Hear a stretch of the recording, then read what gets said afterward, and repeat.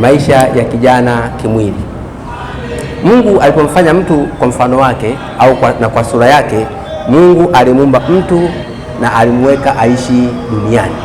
Kwa kuwa tunaishi kimwili, hivyo tunakuwa tuna mahitaji mbalimbali, hasa mahitaji ya kimwili. Huwa tunahitajika nayo sana mahitaji ya kimwili. Mojawapo hata somo lililopita hapa ni mahitaji ya kimwili. Hii tunaongea sasa hizi mambo ya mchumba, nini, si mambo yanahusu kimwili. Unafikiri ungea mambo ya kiroho? No, tuongea mambo ya kimwili ambapo jinsi ya kuishi na kadhalika. Lakini katika mambo ya kimwili kuna vitu vingine vya msingi sana katika maisha yetu ambavyo hata mwandishi Paulo aliongea kwenye kitabu kile cha Filipi mlango wa 4 mstari wa 11 hadi wa 14. Mtume Paulo anajaribu kuonyesha hali ya ubinadamu kwamba amejifunza kuona njaa, amejifunza kushiba, amejifunza kupungukiwa, amejifunza kuwa na vingi. Ndio nasema tunaweza mambo yote katika yale yatiaye nguvu. Sisi hapa tuliopo wote hapa hakuna mtu ambaye hajawahi kushikwa na njaa, si ndio? Na hapa tulipo hakuna mtu hajawahi kushiba. Lakini tuna mapungufu pia. Kuna vitu tumepungukiwa navyo. Kwa kuna mahitaji yetu ya kimwili tunayahitaji mpaka sasa kuwa nayo. Mahitaji ya kimwili. Kama binadamu lazima tuwe na mahitaji yetu ya kimwili. Na kwa kuwa tunahitaji mahitaji ya kimwili, kwa hiyo tunatakiwa tufanye jambo la msingi katika maisha yetu. Kwa hiyo tukumbuke kwamba Mungu alipoumba mtu kwa mfano wake na kwa sura yake, alipomweka hapa duniani, alimpa kazi moja tu. Kwa mujibu wa kitabu cha Mwanzo 2:15, alimpa kazi ya kufanya. Akaweka bustani pale, akamfanya mtu, akampa kazi. Kazi aliyompa anasema ni kulima na kutunza bustani. Hii ndio kazi yake ya kwanza Adamu anapewa. Hakuishi hivi hivi kwamba ni mwanadamu yupo tu pale. Wakristo wengi tumekuwa vivu wa kufanya kazi. Yaani tumekuwa vivu kufanya kazi, kujituma, kujitoa, kwamba ngoja nifanye hivi. Unaona? Hapana. Kristo tunahitaji na sisi kuchangamka katika jambo hili. Kumbuka Mkristo kama hutaki kufanya kazi ni dhambi kwako. Kwa sababu Mungu anamuumba mtu, kitu cha kwanza kamfanya mwanadamu, kamweka hapo, anaanza kumpa kazi. Kazi ya kwanza asema utalima, alafu utatunza bustani. Na hata baada ya kukosa alimkumbusha. Mlango wa 3:39 alimkumbusha tena. Anasema kwa jasho la uso wako utakula chakula. Kwa hiyo kuonyesha kwamba lazima atumike, lazima afanye kazi. Kwa hiyo utapongea mambo ya kimwili, tunaongea kuhusu hata namna ya kujitafutia kipato chochote, kufanya kazi yoyote ambayo ingeweza kukidhi mahitaji yetu. Kitabu cha kwanza cha Wathesalonike mlango wa 4:11 hadi 12. Tena mjitahidi kutulia na kutenda shughuli zenu na kufanya kazi kwa mikono yenu wenyewe kama tulivyowaagiza, ili mwenende kwa adabu mbele yao walio nje, wala msiwe na haja ya kitu chochote. Naam, tujitahidi kufanya kazi kwa mikono yetu wenyewe. Fanya kazi kwa mkono wako mwenyewe ili uwe kielezo kwa watu wengine, na watu wengine wakufuate wewe, kwamba ni Mkristo lakini anafanya kazi, huyu ana juhudi ya kazi. Kwa hiyo kufanya kazi. Mkristo ameumbwa, akawekwa duniani, anaishi hapa duniani, kikubwa anatakiwa afanye kazi kwa kujitoa, ili asema tuenende kwa adabu mbele yao walio nje, na wala tusiwe wanywa kitu cha, yani tusiwe na kitu chochote cha kuhitaji kwao. Unaona? Kwa ili upate baraka kwa Mungu ni kwamba umejishughulisha kwa mikono yako, umekitolea jasho kile kitu, umekipata, hata upenda kumtolea Mungu, Mungu anakubariki kwa sababu ni jasho lako. Ndio maana tufanye kazi kwa mikono yetu na kadhalika. Lakini pia Efeso 4:28. Efeso 4:28, mwibaji asiibe tena, bali afadhali afanye juhudi akitenda kazi iliyo nzuri kwa mikono yake mwenyewe, apate kuwa na kitu cha kumgawia mhitaji. Naam, mwibaji asiibe tena. Anakataza waibaji hapa, usiibe tena, usimwibie mtu mwingine yote. Anasema afadhali ufanye kazi kwa mikono yako mwenyewe ili uweze kumsaidia hata mhitaji, ili tuweze kuwapa wahitaji. Kumbuka tuliongea kule nyuma, asema dini iliyo safi isiyo nataka mbele ya Mungu ni hii, kwenda kuwatazama yatima na wajane katika dhiki yao. Sasa huna chochote, utaenda kumwona yatima hapo katika dhiki yake. Hii ni Yakobo 1:26. Sema ndio dini iliyo safi, kwenda kuwatazama yatima na wajane katika dhiki yao. Huna chochote cha kumpa mhitaji, huyu ndio mhitaji. Ndio maana mara nyingi tukiulizana hapa, lini tuwe kwenda huko kutoa watoto yatima? Hamna. Thessalonike wa pili 3 anzia mstari wa 10 hadi 13. Thessalonike wa pili sura ya 3. Naam. Mstari ule wa 10. Naam. Maneno ya Mungu yanasema, kwa kuwa hata wakati ule tulipokuwapo kwenu tuliwaagiza neno hili, kwamba ikiwa mtu hataki kufanya kazi basi asile chakula. Kama mtu hataki kufanya kazi basi na chakula asile chakula, kwa sababu hataki kufanya kazi. Niliwaeleza wakati natoa jibu fulani hapa, nikatoa mfano wa ule ndege tai. Wanaofundisha mambo ujasiriamali wanamtumia sana ule ndege, wanakuwekea picha yake ya ndege ule tai, unamwangalia maisha yake anaoishi, afa na kufundisha kutokana na ule ndege.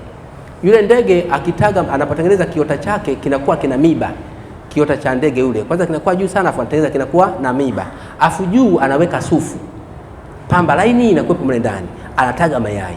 Akitotoa kimaliza, watoto akikua, akijua sasa hapa anahitaji kuruka, anatambia turuke, watoto wanakataa kuruka kwa sababu wanaogopa kuanguka na kuumia. Alichokifanya, anatoa sufu, anatoa yote, anaisambaratisha, inabakia miba. Kwa hiyo mtoto kikaa hapa anaumia, kienda hapa anaumia, hakula hapa, kienda hapa anaumia. Matokeo yake anaona bwana jirushe tu hivyo hivyo. Ndio dume anapokuwepo pale, anaporuka akienda chini anamuinua, ampeleke juu tena. Baadaye anatulia, kumbe raha ni hii. Mara nyingi sisi watoto wetu, jitu lifika miaka 18 kuendelea, anakaa nyumbani kwa babake. Kwa kunafika hatua mtu anashindwa kujitegemea, anaogopa kujitegemea, ameganda pale alipoganda, ameganda hapo hapo. Mtoto wa kiume anatakiwa kuganda hapo. Unatakiwa ufanye shughuli. Jishughulishe kwa shughuli yote ili uhame mazingira ya nyumbani. Kwa sababu nini? Mkristo anatakiwa afanye kazi, ni mtu wa kujitegemea katika maisha yake. Mfano, ndio maana tunaona mifano mingi ya watenda kazi. Kwa mfano, unamkuta mama yule Lidia kwa kitabu cha Matendo ya Mitume mlango wa 16. Mama yule anasifika, alikuwa anauza rangi ya zambarau. Ni mfanya biashara. Wakina Paulo wamemtembelea pale mpaka maokoleo. Yuko pale, shughuli zake, biashara zake ni kuuza rangi. Anauza pale. Ni mwanamke huyo kwa kitabu cha Matendo ya Mitume pale 16 mstari wa 13 hadi 14. Lakini pia Matendo 18 mstari wa kwanza mpaka wa 4 tunaona mtu mwingine, tunaona kina huyu Dorcas. Yule mwanamke ile Dorcas alikuwa fundi wa kushona zile cherehani, na hata alipokufa pale nadhani walilia sana. Asema ona kanzu hii, ona hii, ni kwa sababu alikuwa fundi. Unaona kwamba hapa hatuna wajuzi wa jinsi hii. Lakini Paulo mwenyewe mlango wa 9 unamuona na wenzake na Akila na Priscilla, asema alifanya kazi yao moja, walikuwa wanashona mahema. Anahubiri Injili, anashona mahema. Anahubiri Injili, anashona mahema. Ndugu zangu, tusipofanya kazi tunajikwamisha wenyewe. Mtume Paulo aliweza kuwasifia sana Filipi. Unaposoma kitabu cha Filipi kile mlango wa 4 mstari wa 15 hadi wa 18, unaona Mtume Paulo anasifia Filipi kwa msaada waliomsaidia. Akasema nimeuona msaada wenu. Tunasema sitamani tu hicho mlichonipa. Anasema hiyo ni sadaka ya harufu ya manukato. Maana nilikuwa nazo vingi lakini mmenisaidia kweli. Akasema hata nilipofika Makedonia kule, hakuna kanisa lingine lolote liweza kunisaidia zaidi ya nyinyi wa Filipi. Nimeenda Makedonia kote, nimehubiri huko na kule, hakuna kanisa liweza kunisaidia isipokuwa nyinyi. Wanasifiwa Filipi kwa sababu walikuwa wanamsaidia Paulo kwenye huduma zake, kwenye kazi zake. Walimsupport kwenye shughuli zake. Hebu niambie sisi tumasupport vipi watumishi wetu? Tukiulizana hapa, jamani, tuchanga shilingi hapo angalau 100,000 tu, twende Lindi pale tukapige Injili. Mnasemaje? Tusamia, mimi sina hela. Kwa kiwango chao cha kutoa kama labda 2,000, yani ndio amejitahidi sana 2,000. Hana hela. Lakini kwa nini huna hela? Unaona? tufanye kazi. Unajua tunafikiri sisi kazi ni zile kazi zile za ofisini, ndio tunataka hizo kazi ndio za ofisini, kwamba nikikaa napepewa na air condition kidogo nini, nakaa kwenye kiti nazunguka hivi laptop nini, yani nazunguka hiyo, ndio unaona kwamba ndio kazi. Kumbe kazi zipo nyingi, sio hiyo tu. Tunaweza kwa swala ufundi hapa, unaona kuna ujuzi wa aina tofauti tofauti ambao unaweza kufanya kazi. Nauliza kwamba ni kazi gani Mkristo anatakiwa anapaswa kufanya. Lakini kwa mfano sasa, umekuwa mwaminifu sana, ni binti mwaminifu au ni kijana mwaminifu, na kanisani ukosi ni mwaminifu, lakini ukapata kazi baa, unauza pombe pale baa, lakini wewe hunywi, na umekuwa mwaminifu tu kanisani unakuja, lakini unauza kazi baa tu afu narudi, na kanisani unashiriki kama kawaida. Au unafanya kazi kwenye kiwanda cha bia au cha sigara pale, unafanya kazi lakini mwaminifu, hunywi bia, ili unafanya kiwanda cha bia. La pili ambalo pia mnataka mnijibu kwa dakika chache hizo hizo, watu wawili wakinijibu nitafurahi tu.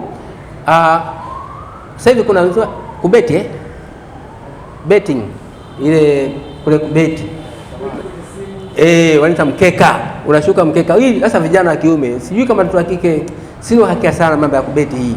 Hawako vijana wa kiume kwenye kubeti, anaweka mkeka, mnaita mkeka, mimi sijajua mkeka unakuwa kwaje, lakini wanasema mkeka, vitu kama hivyo hapo, na unapata hela. Lakini kwa mwaminifu, ukipata hela ile unakuja kanisani kama kawaida. Nisaidieni hapo, ni halali au sio halali? Bwana Yesu asifiwe. Amen. Bila shaka nazidi kubarikiwa na somo mwalimu nalofundisha, lina maswali mazuri pia linafundisha. Bila shaka nimeandika hapa, sio niko sahihi, nimesema maisha ya kijana kimwili. Somo zuri sana. Sasa mimi najibu kifupi. Umezungumza kwa Mkristo ambaye amepata kazi baa au sigara au maeneo tofauti. Wakati naelekeza, nilifikiria maisha yangu hapo nyuma. Awali sija Mkristo, lakini nilikuwa mdhehebu KKT. Nilikuwa nafanya kazi kiwanda cha sigara, lakini zile harufu, nilienda siku ya kwanza, nikaenda siku ya pili, ukweli niliwagomea. Nikasema mimi hapa siwezi kuja kufanya, licha tu ya harufu, lakini nilitafakari mambo kadhaa kwamba mimi si support sigara. Leo hii nakuja kufanya kazi hapa, sio sawa kwa Mkristo. Jibu la kwanza. Jibu la pili, kwenye kubeti tuliofaidika kwenda semina, kuna mwalimu mmoja majibu yake sema, nimeasahau kidogo lakini niliandika, kubeti kwa Mkristo ni kosa na haitakiwi. Kwa hiyo haipaswi Mkristo kubeti, haipaswi Mkristo kufanya kazi ambayo haimuoneshi yeye kama ndiye barua, kama anavyoongea Mtume Paulo kwamba nyinyi ni barua mnayosomwa na watu wote. Asante. Kwa majina ya Sudi Daniel, tajibu swala kwanza na akili kwa uelewa wangu. Swala kwanza nasema kazi gani katika kijana Mkristo? Mimi ni kazi ya kijana Mkristo kufanya ile kazi ya halali ambayo inamfanya yeye mwenyewe atoke jasho, sio kwa kurahisisha. Na kazi hiyo haitomletea dosari kwa wale wa Kristo au kanisa ndani yake, hata kama licha sio wa Kristo au sio kanisa, lakini vijana watu wa nje ambao wanamoishi hawatakuletea dosari au mawaa yoyote kutokana na hiyo kazi unayofanya. Swala la pili, hiyo kazi ya kubeti ni halali sio halali? Mimi sio halali kwa sababu ni kazi ambayo hujaitolea jasho. Kwa jina naitwa Bedi. Mimi nakuja kwenye swali la pili kuhusu kubeti. Kwa mujibu wa Biblia, sidhani kama kuna mahali ambayo imeandika kwamba kubeti ni sawa. Na Biblia inasema kila kitu tufanye kwa kiasi. Hata biashara pia unazofanya ni kama kwa sababu hujui nani atakuja kununua, hujui utapata shilingi ngapi. Kwa hiyo kubeti vile na kubeti kama biashara. Unawekeza ili kupata faida. Kwenye biashara unaweza kupata hasara, na kubeti unaweza kupata hasara. Lakini kila kitu naomba tufanye kwa kiasi. Nitaanza kwamba Kristo kufanya kazi baba. Mimi nafikiri kweli kama nitakuwa baba ni vitu ambavyo vina utata. katika akili. Kweli nikiwa bartender means na kuhudumia bia na kufungulia openers, ndio ni changamoto. Yale mazingira sio mazingira ya Kristo kuwepo katika yale maeneo. Katika kanisa kuna watu ni wakemia, kuna watu ni wanaohusika na viwango. Kumbuka ile product ambayo inakuja katika huu mtaani tulipo, kuna watu ambao wamekuwa satisfied kucheki zile formulas. Sasa Mkristo ameajiriwa kama mkemia pale breweries, kazi yake, au kuna kwenye ofisi ya mkemia mkuu analetewa vitu kama bia vifanyie test kwa hii product ni nzuri kwenda hapo mtaani au sio. Kwa hiyo kuna professional zitamsababisha tu by any means afanye hiyo kazi. Kuna zile kazi ambazo zinadhihirisha utu wa Mkristo, taswira ya Kristo, hautaki kuzifanya. Sasa betting, tafsiri rahisi, zile ni probability, ni mathematics pale unafanya. Labda nichukue mfano mzuri tu. Mimi naweza nikafunga kitu cha kudetect hapa kwamba baada ya muda fulani kuna kitu fulani kitatokea. Sisi tumeelewana? Yaani ni prediction, artificial intelligence. Maana nitakuwa nimeapply skills za machine learning na deep learning kwa ajili ya kutengeneza mfumo ambao inakuwa na data set, ninaziweka, zinaleta automatically baada ya muda fulani zinaweza kudetect kitu fulani kwamba hichi kitu kitatokea baada ya muda fulani. Kwa hiyo maana yake tunapokuja katika issue ya betting, naweza kusema kile kitu ambacho kinakupelekea wewe ukafanya kinaweza kuwa ni dhambi, lakini inaweza sio direct pia dhambi. Kwa nini? Mfano unaiba pesa, mtu anayefanya betting labda anafanya tu prediction kwamba mimi leo wewe ni shabiki wa mpira, sio? Ukiwa unatoka hebu jiatia au jiweka hata hiyo fedha, lakini unapotoka ni kama unasema leo mimi Arsenal nashinda. Unakutana na shabiki wako wa Liverpool, unaambia sisi leo Arsenal tunawashinda yeye 2-3. Betting imeanzia pale. Kwa sababu umefanya nini? Labda kama tutasema sasa kwa sisi wa Kristo kwamba ushabiki wa mpira, yaani tukihusisha betting, maana yake automatically tunawakataza watu wa Kristo washabiki. Samani yote yanazungusha. Tunaangalia matatizo yaliyopo ndani ya jambo hili. Nyinyi vijana mnaona wepesi kutafuta hela kwa uwepesi. Sasa angalia kwamba hivi mmewahi kusikia kwamba mtu kamwingia mama yake ndani hela amekwenda mbele. Nasikia? Yeah.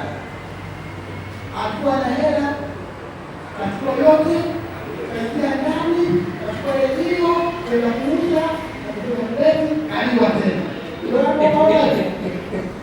Sasa kama jambo hili ni halali, kwa nini jamii iingie?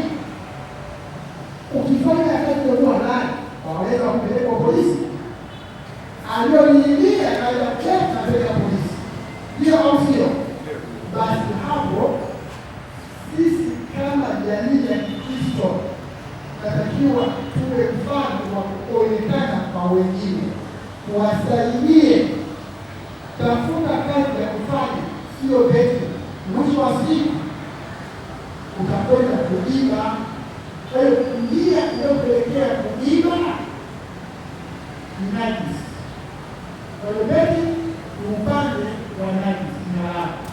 Mzee Ngwira alichokisema yuko sahihi sana. Sasa kwa kwanza naenda kutimisha, naomba tusome kitabu cha Wakorintho wa kwanza 10:23 hadi 24. Usitafute faida ya kwako peke yako.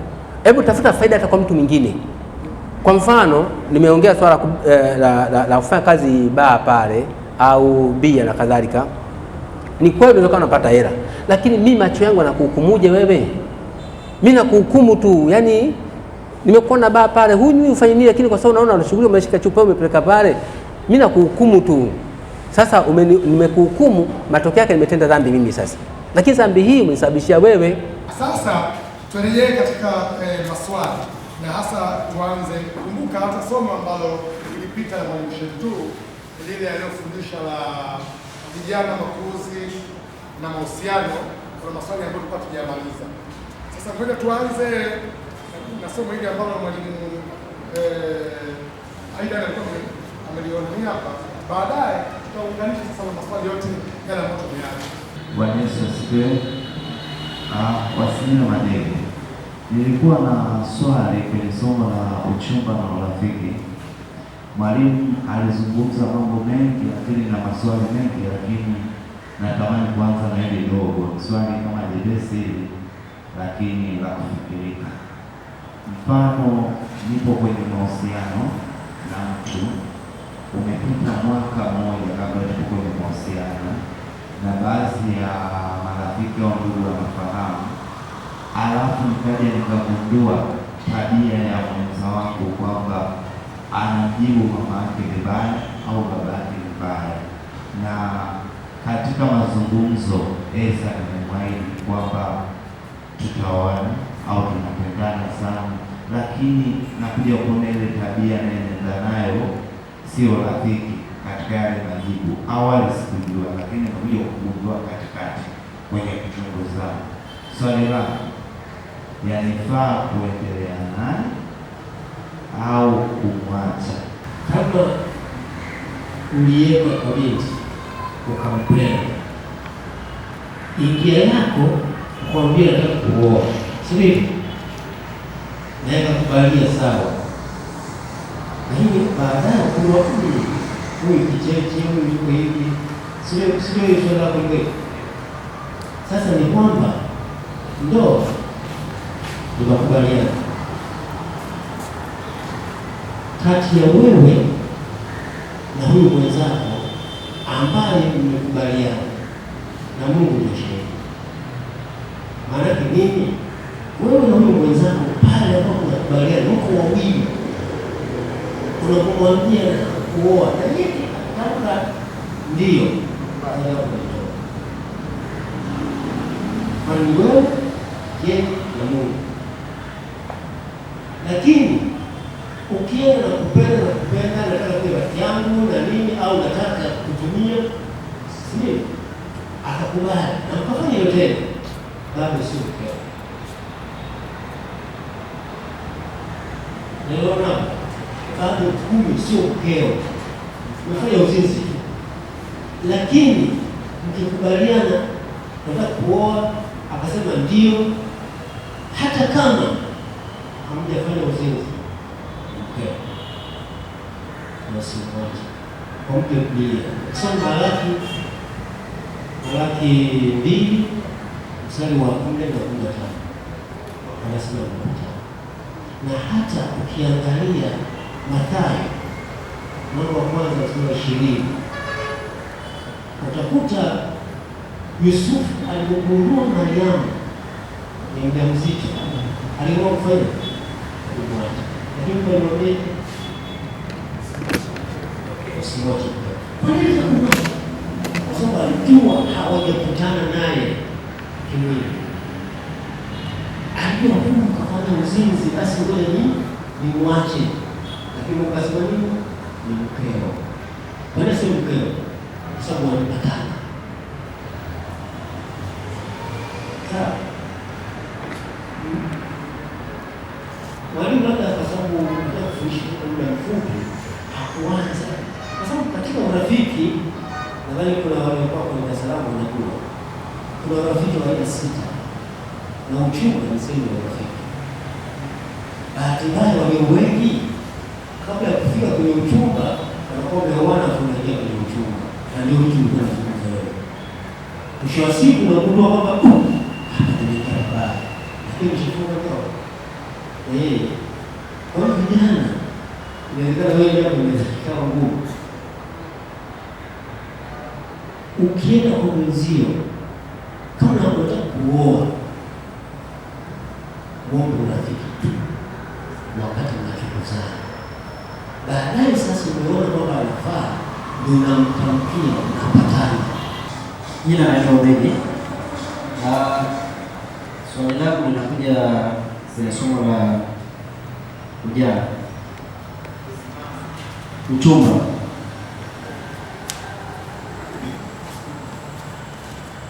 Kwenye uchumba hapa mwalimu alifundisha kuhusu sifa za kumchagua mtu ambaye mtaishi naye, lakini pia aliweka kigezo akasema kama sio Mkristo hakufai kwa sababu mira ni tofauti. Lakini vipi kama sifa zile ambazo anazo zote, kwamba ni cha Mungu, fanya kazi, sifa zote anazo, lakini sio Mkristo, na wewe nia yako ni kumuoa kwa sababu ushampenda, lakini pia kujua kwamba kusudi au mwanamke wa kusudi au mwanaume wa kusudi anayemjua ni Mungu, anayemjua ni Mungu. Kwa hiyo sioni kama kuna mfano ambao umeelekeza moja kwa moja kwamba yule mwanamke wako atakuwepo mahali fulani. Abraham kwenye Mwanzo mlango wa 24 anamtuma Eliezeri kumtafutia mke Isaka. Anamwambia aende wapi? Nyumbani kwetu. Aende nyumbani kwetu tulikotoka, akajipatia mke huko, bwana wangu. Tena asema usinichukulie kwa Wakanani wala kwa Wahivi wala kwa hao mnaishi nao hapa, nenda nyumbani kwetu. Anatumwa pale, sawa, namba moja. Lakini Isaka na Rebeka na anamtuma Yakobo aende wapi? Kwa Labani. Nenda kwa mjombako Labani ukajitwalie mke huko kwa Labani. Unamwona Yakobo anakwenda kweli kwa mjombake Labani, aenda kutoa watu wawili, Lea na Rahili. Nadhani habari unaifahamu, si ndio? Kwa nini anaenda kwao? Alielewa hawa watu watakukengeusha, na ndio maana alisema kwamba, na hata Waisraeli walipofika kule, sheria moja hapo aliambiwaje? Msiende kuoana na hao. Sio sheria walipewa hiyo, wasioana. Unakumbuka? Lakini hata baada ya kuoana, unaona shida iliyotokea? Si ndio akatokea Samaria? Kama unampenda, si mtumishi kaongea pale, basi uwe rafiki yako. Mzee Sanga kaongea, anaweza kuwa rafiki yako. Katika urafiki unaweza kumhubiri huyu akiwa rafiki, lakini usimtamkie. Ukamhubiri kama kwa unampenda, si ndio kaenda mbinguni mtu huyu, kama atakuwa ameelewa neno la Mungu. Lakini inawezekana wewe usimhubiri, bali kumhubiri wewe kwa haraka haraka, sema huyu inawezekana kama yule mtu wewe hapa, kwa haraka haraka huyu kinachokuja hapa ni kunioa. Unaona? Unaweza kumtumia hata mtu mwingine. Ukamtumia mtu mwingine akamhubiri mtu wako akawa salama, kwa sababu anahitaji kwenda mbinguni ili upate familia iliyonyoka. Unaweza kutumia njia hiyo. Hata sasa mhubiri mwingine tu akamhubiri huyu akamfundisha mtu mwingine, safi. Lakini sio kama ana sifa zote, sio Mkristo. Hamna kitu hapo. Sura 7 pale aliwaambia Waisraeli wakifika kwenye nchi wasioe mabinti wa kigeni. Na sababu walitoa kwamba kuna uwezekano wale sio mabinti, wakisema usije binti yako kijana kigeni au kijana usikalie. Kwenye neno jipya ni kitabu cha Barua kwanza kwa Korintho sura 7 pale anasema kama unataka kuoa kwa mfano unakuwa mlikuwa ni mataifa ukaokoka una mke, akasema kwa sababu umeokoka mimi sitakuwa na wewe, asema unaruhusiwa na unaruhusiwa kuoa katika Bwana. Sasa unaruhusiwa kuoa katika Bwana, lakini akubali kukaa na wewe, kaa naye. Kwamba huyu hajawa Mkristo, wewe ni Mkristo, amekubali kubali na wewe, usimwache. Na ndio maana nikasema hapa, kwa mfano umekubaliana na huyo ambaye sio Mkristo, tayari umeshakubaliana naye, ambayo kumbe Biblia ni ndoa, usimwache. Usimwache. Lakini kama hujaanza kama wasibili pale, basi tafuta katika nyumba hadi umalize. Mwalimu, umesema katika maandalizi tutumie muda mrefu ili kupata wenza bora. Je, nitumie miezi au miaka mingapi kumpata mwenza aliye bora? Ni bahati mbaya mara nyingi nakusikiza inabadilika, lakini mara nyingi anayemfuata mtu au mtoto kiume anafuata mtoto, na kama kweli ana nia kuoa ameshamchunguza mtoto, bila kujali ni wa kimataifa au amemchunguza, aliona huyu anafaa kuwa mke wake, ndio anaenda. Mara nyingi hatoki kwa bahati mbaya, ameona huyu ananifaa. Kwa watoto wa kiume tayari anashajua, kwa watoto wa kike inakuwa ngumu, na ndio maana mwalimu pale anasema kujisumbue na wewe kabla ya kuangalia ujue huyu, je, anafaa? Je, utaenda pamoja? Sasa muda unaosema kwanza tunaona kwenye rafiki, kwa sababu bado mjue anaweza kuwa anakufaa, muwe marafiki, hamjakubaliana, sio nao, hamjakubaliana kwamba yeye anataka kuona mtu hapana, sio rafiki kwanza. Kila mara baada ya kukubaliana, hamjafunga ndoa, sio rafiki. Na ndio urafiki unaita urafiki wa kuchunguzana. Sasa kama nisema mwalimu, moja ya njia bora ya kumchunguza ni kuangalia marafiki zake. Marafiki wa huyu uwezekano yeye matendo yake na la pili, ukimtembelea kwao, angalia wazazi wake wanavyojibizana pale. Kuna wazazi wengine wanaweza kufika pale kukuta wao wenyewe wanaosha moto pale kama hapa moto. Hivi hapa na kazi. Kwa mfano, kijana wa kiume umeenda kijana wa kike, angalia mama mkwe jinsi anavyo mfiki mmeo. Kama anamkontrol mmeo, inaona hata bijana anamkontrol hivyo. Ukifika pale akakuta mama mkwe anamkontrol mmeo pale, ndio yote atakontrol hivyo. Ndio ameelewa.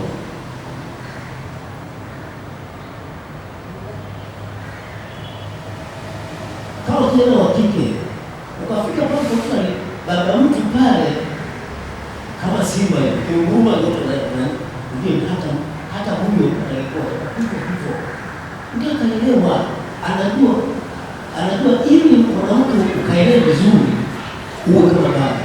Yaani baba, yaani mtoto wa baba wa kike naye akiwa mama. Kwa hiyo inategemea na ule muda ambao wote wale kufanikiwa sasa kwa mkuu mwezi unatoka sasa kule kisha baria sasa kwamba tutumie muda gani katika kipindi chote, lakini katika ndoa kwa mfano za mila au vijijini, wengine wanakaa hata mwaka mmoja, wengine wanakaa hata miezi 6, na hapa kanisani mara nyingi tunapokuwa tunatangaziwa tunaona kwamba inachukua muda kidogo, lakini kwa mjibu kwamba hakuna muda ule maalum kwamba labda ni mwaka au ila ni kwa muda ambao Wakristo wameshikuza maandiko na wote wameridhiana, ipo napofika jambo, lakini kwenye Biblia hakuna muda maalum. Nijibu kwa njia hiyo. Asante, nipende kumshukuru Mungu, lakini pia nilishukuru kanisa la Magomeni hata kwa kuniomba tu kwamba niwepo hapa niungane na nyinyi siku ya leo. Niwashukuru sana na nishukuru kwa ushirikiano, na niwashukuru hata watumishi wa Mungu tuwashirikiana pamoja. Nadhani nitoa shukrani hizo, lakini zaidi ya yote niwashukuru sana, niwapongeze, lakini pia niwakaribishe pia Tabata. Mimi niko Tabata japo naonekana niko Temeke, lakini kihuduma niko Tabata. Kwa karibuni sana pia Tabata, mtutembelee. Kuna baadhi wengine naonaga wanatembelea Tabata, wengine ndio asiwahi kuwaona, lakini naamini ipo siku mtatembelea pia. Nitumie nafasi kuwakaribisha. Asante. Mtakelele pamoja. Mimi nitaongea chini ya dakika moja.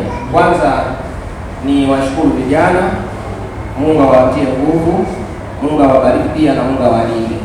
Hasa nashukuru sababu gani? Kwa sababu ya muda wenu ambao mmetenga leo kuwepo hapa katika kanisa kwa ajili ya semina hii. Ila tu la mwisho ni kwamba tukumbuke Mungu amesema watakase kwa ile kweli, neno lako ndilo kweli. Kwa hiyo hapa tulikuwa tunajifunza maneno ya Mungu, sio kila binadamu. Ndio maana tumeona kwamba kila swala ambalo linakuja ambalo liko nje ya Biblia tunasema kwamba hilo liko nje ya nini? Ya Biblia. Kwa hiyo mtu niwahimize kwamba endeleeni kudumu katika neno la Mungu, ndilo ambalo litatupa mwanga hata tutamwona Bwana. Na pia nishukuru uongozi wa kanisa kwa ajili ya siku ya leo ambapo tulitenga na Mungu ametuwezesha. Kwa hiyo Mungu tumuomba na kuwa pamoja nasi. Asanteni sana. Tulikuwa na watoto kutoka 13 mpaka 17, ila kuna wawili walikuwa mmoja amekandana mmoja mwingine. Tunashukuru sana kwa ajili ya kanisa kutoa nafasi hiyo ya watoto hao kujifunza maneno kuhusu maadili na malezi. Kwa kweli kuna mazao. Mungu yuko anatusaidia na tunawaombea na wanafahamu. Kama shingo ilikuwa anguke kesho hawezi kuingia. Anarudi. Kama alishaanguka basi anapata nafasi ya kurudi kwa Mungu kwa sababu kundi lile hakukuwa na mtoto aliyebatizwa. Na tunatambua mtu akishafanya uovu akatekwa na Mungu lazima arudi kwa Mungu. Na njia pekee ni kubatizwa. Kwa hiyo Mungu ataliongeza kanisa analotaka yeye. Lakini leo kanisa limefanya kazi kubwa nzuri na ambayo tunatamani ifanyike mara kwa mara kwa ajili ya kundi hilo na makundi mengine. Natamani vijana nakuja mbele kazi. Nilikuwa na maswali mengi. Nadhani pengine yanaweza kujadiliwa kule shirikana na dunia. La pili, nadhani semina kwa vijana tunaziongeza. Leo kutia moyo. Maana mazuri kasi. Vijana wako wapi? Mbona si waoni? Lakini leo kutia moyo. Nadhani tutaangalia kuongeza hizo. Kwa niaba ya huduma ya uinjilisti, naomba asimame mmoja aseme kwa niaba ya wenzake. Kwa niaba ya huduma nzuri. Nani? Mwenza. Bwana Yesu asifiwe. Kwanza nakuwa na mambo mawili tu kwa niaba ya wenzangu idara ya uinjilisti ambao ndiye tumepata uhuru kwamba wakuwepo. Jambo la kwanza nipende kuwashukuru walimu ambao wamekuwa na mwitikio kwa sababu ilikuwa ni semina muda mfupi na sisi tulifanya kile jitihada kwa ajili ya kuweka hili jambo kulingana na kalenda yetu ya kanisa na kuonyesha kwamba tarehe 7 mwezi wa 4 tutakuwa na semina, na tulijitahidi kwa namna yoyote kuweka maandalizi mazuri na kuweza kutafuta walimu ambao watakuja kufanya hili jukumu la kufundisha. Kwa hiyo tuwashukuru sana kwa sababu wameleta kila kitu kwa ajili ya jambo hili. Na jambo la pili, mimi nawapongeza vijana kwa sababu matarajio yetu sisi kama idara ya uinjilisti hatukujua kama mngefika hivi, lakini mmeona kwamba kuna haja ya kwenda kujifunza mambo mengi sana. Kwa hiyo mimi niwatie moyo, niwapongeze zaidi kwa yale ambayo mmejifunza zaidi, mwendelee kuyashikilia na mengine yanayokuja tunaendelea kuyaratibu kwa ukaribu ili kwamba tuweze kuwekeza sana kwa ajili yetu sisi vijana, ili kwamba tuweze kuendelea na hali ambayo Mungu anahitaji kufanya.